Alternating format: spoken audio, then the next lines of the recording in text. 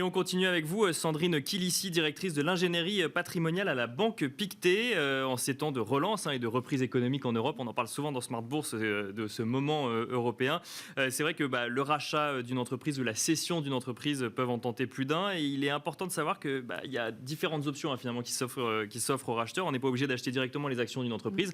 On peut passer par une holding. Alors avant d'entrer un petit peu plus dans le détail, on peut peut-être rappeler rapidement ce que c'est qu'une holding, parce que c'est pas forcément si évident pour tout le monde cette idée que la holding, c'est pas forcément un type d'entreprise en fait, c'est un usage d'entreprise. Exactement, en fait, la holding, c'est une terminologie en réalité. Derrière cette terminologie de holding, en fait, on a une société dont l'objet est d'acquérir des participations dans d'autres sociétés. D'accord. Alors, elle peut avoir toutes les formes que l'on connaît. Ça peut être une société civile, ça peut être une société par action simplifiée, ça peut être une SARL. D'accord, ok. Ouais. Oui, c'est pas un type d'entreprise particulier, c'est l'usage qu'on va donner à l'entreprise en fait. Exactement, exactement. Et alors après, en pratique, on va distinguer deux types de holding. D'accord. On va voir ça a un véritable intérêt d'un point de vue purement fiscal. En fait, premier type de holding, la holding dite passive. C'est une holding donc, qui a pour objet de détenir un portefeuille de participation et d'exercer ses prérogatives d'actionnaire. Et c'est tout. Donc en fait, elle va exercer son droit de vote pendant les assemblées générales de ses cibles. D'accord. Et puis, elle va tout simplement, en tant qu'associée, percevoir le dividende distribué par les sociétés dont elle détient les participations. Et ça s'arrête là. Ça, c'est classique. Voilà. D'accord. À côté de ça, nous avons ce que nous appelons la holding dite animatrice. Et alors, cette holding-là, à côté de la gestion d'un portefeuille de participation, en fait, elle a un rôle plus important. C'est-à-dire que tout d'abord, elle va contrôler ses filiales et au-delà de ça, elle va les animer. Ça veut dire quoi ? Ça veut dire qu'elle va fixer la politique générale du groupe et fixer les grandes orientations stratégiques. D'accord. Okay. Alors, à côté de ça, il y a un autre critère qui est un peu plus subsidiaire, c'est-à-dire qu'elle peut également tout simplement réaliser un certain nombre de services de type financier, immobilier, comptable. Des services donc, du coup, pour chacune des filiales. Exactement. Et donc, histoire de centraliser finalement un certain nombre de services. Exactement. Alors, pourquoi c'est important ça ? Parce qu'en réalité, ce qu'il faut bien comprendre, c'est que ma holding animatrice, d'un point de vue purement fiscal, elle est assimilée à une société opérationnelle, une société qui aurait une activité commerciale. D'accord, ok. Et donc fiscalement, c'est pas la même réalité pour le coup. Exactement, parce qu'en réalité, elle va pouvoir bénéficier de tous les régimes fiscaux qui ont été mis en place en faveur des entreprises. D'accord. Et notamment en matière, par exemple, de transmission d'entreprise par donation ou succession, eh bien, ma holding animatrice, au même titre qu'une société opérationnelle, pourra bénéficier de l'exonération partielle des droits de donation ou des droits de succession. Et alors, pourquoi c'est intéressant de passer par une holding quand on veut racheter une entreprise, du coup ? Et c'est une question qu'il faut se poser dès le rachat de l'entreprise ? Oui. Enfin, il faut vraiment y réfléchir bien même en amont. Avant, oui, j'imagine. Exactement. En fait, il y a tout un tas d'intérêts, en fait, d'interposer une société entre soi et ses actifs privés ou ses actifs professionnels. Mais c'est vrai que c'est un outil particulièrement puissant pour des futurs acquéreurs d'une entreprise. Alors, comment ça se passe en pratique ? En réalité, donc, mes acquéreurs vont se regrouper, vont constituer donc cette fameuse holding. Oui. Et cette fameuse holding va avoir pour objet tout simplement de racheter la majorité du capital de la société cible, donc de l'entreprise, et ainsi de la contrôler. Parce que c'est ça que l'on veut on contrôle la holding et la holding contrôle l'entreprise. Mais alors, exactement. Du coup, pourquoi un intermédiaire ? Alors, vous allez voir, là où c'est intéressant, c'est qu'en réalité, eh bien, ma holding, elle va lever de la dette pour acquérir la société cible. Et cette dette va être financée par la cible, en réalité, dans le cadre de la distribution de ces dividendes. D'accord, donc on va emprunter de l'argent pour acheter l'entreprise en question et on va le rembourser avec les dividendes payés par l'entreprise, du coup, à la holding. Et en fait, si on regarde un peu ça avec un peu de recul, ce schéma nous permet d'obtenir un triple effet de levier. Je vais avoir un effet de levier juridique, un effet de levier financier et un effet de levier fiscal. Eh bien, alors, on va commencer par le juridique. Voilà, exactement. Commençons par le début. Alors, en fait, dans le cadre de l'effet de levier juridique, comment ça se passe ? En fait, je vais avoir plusieurs acquéreurs donc, qui vont constituer ma holding, dont l'objet va être, comme on le disait tout à l'heure, donc, d'acquérir la majorité du capital de l'entreprise, de la société cible. Et parmi ces acquéreurs, alors on va dire à peu près, disons 51%. Voilà, j'ai la majorité.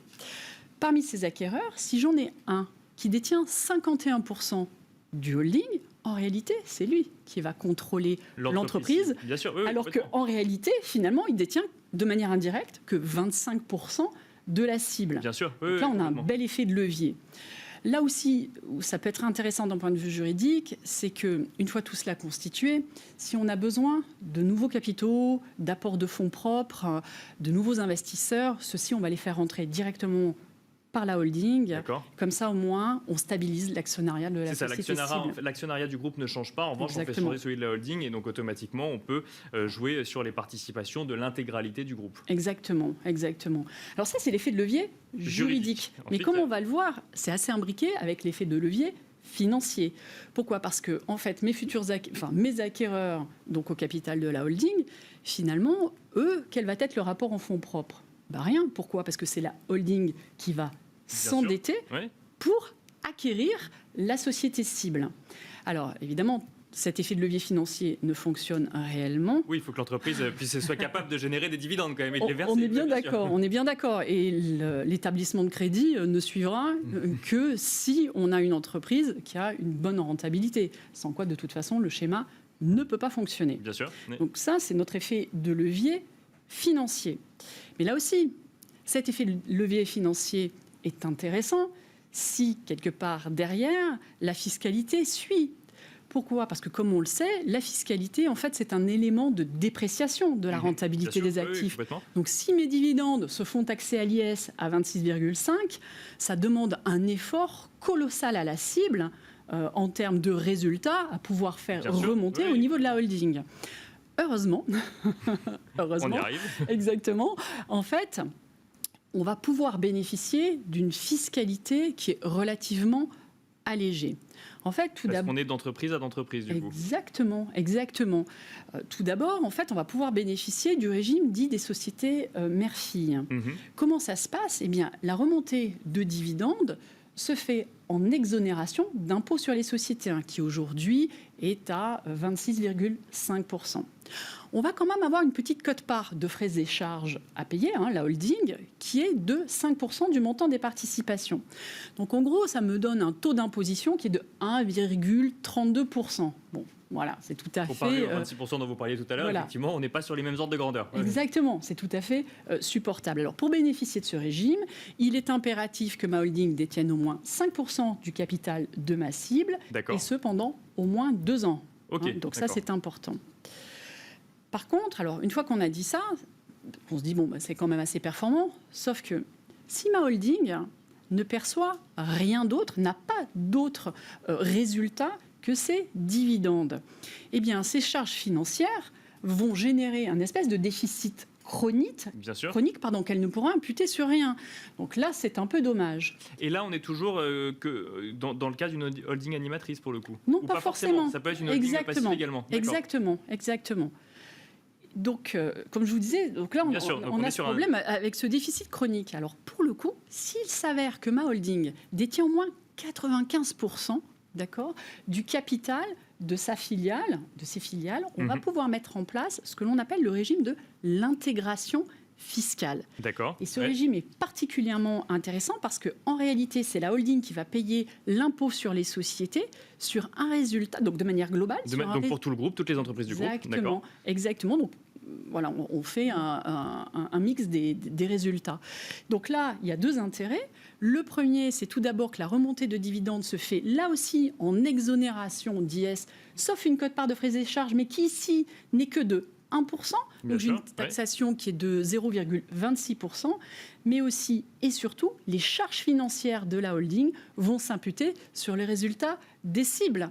Donc là, pour le coup, c'est parfait. Donc ça va dans les 2 sens, effectivement.